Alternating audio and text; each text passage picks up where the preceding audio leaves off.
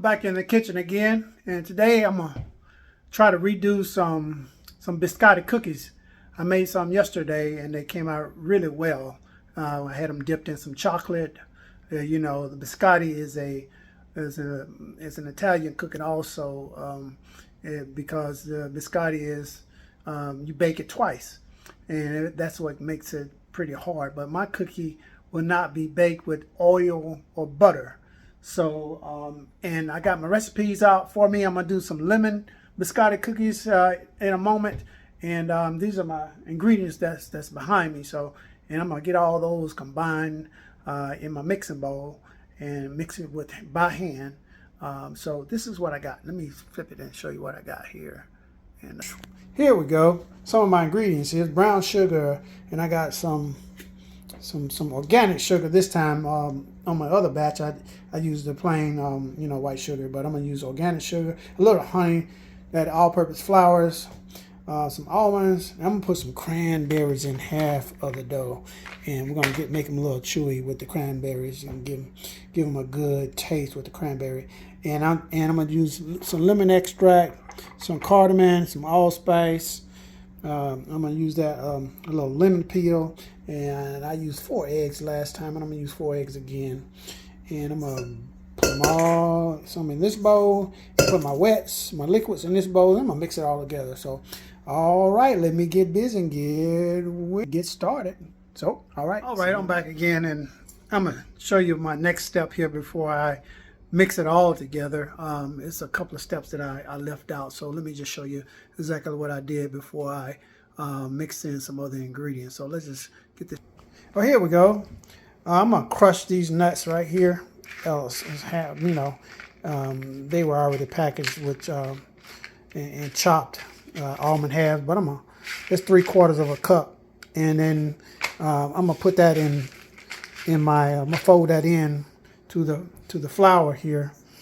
After I put the liquid here into the flour here. This is my sugar and eggs and extract in this measuring bowl here. But what I did forget to mention is I did add 1 teaspoon of baking powder to my flour and 1/2 teaspoon of baking soda. You can go with 2 teaspoons of baking powder, but I did it according to my original recipe. 1 teaspoon of baking powder and 1/2 teaspoon of baking soda. So let me get these combined, and I'm gonna make 2 loaves without the dough loaves, and I'm gonna kind of flatten them out. But on 1/2 of the dough loaves, I'm gonna add the cranberries and I'm gonna chop these apricots up. But so 1/2 is gonna be almonds, and the other half is gonna be almonds, cranberries, and apricots. So, all right, till next time. Well, I just took my biscotti cookies out, and I decided to cook them on 325 instead of 350 because I left them in the freezer for about 20 minutes so the dough could firm up. So, but I took them out about in 25-30 minutes, but I'm gonna show you what they look like. Here we go. I started cutting them slanted here. That's on the left here. We have the cookie without the cranberries and the apricot, and on the right here is the one with the cranberry and apricot. And here are the cut ones here. I'm beginning to cut them as the cookie cool, and then we'll put them back in the oven for another 10 minutes on each side. So, all right. All right, here we go. I'm back again, and I have my cookies all cut, and I have, I don't know, maybe 2 dozen cookies cut at an angle with my little jagged edge with the jagged knife here.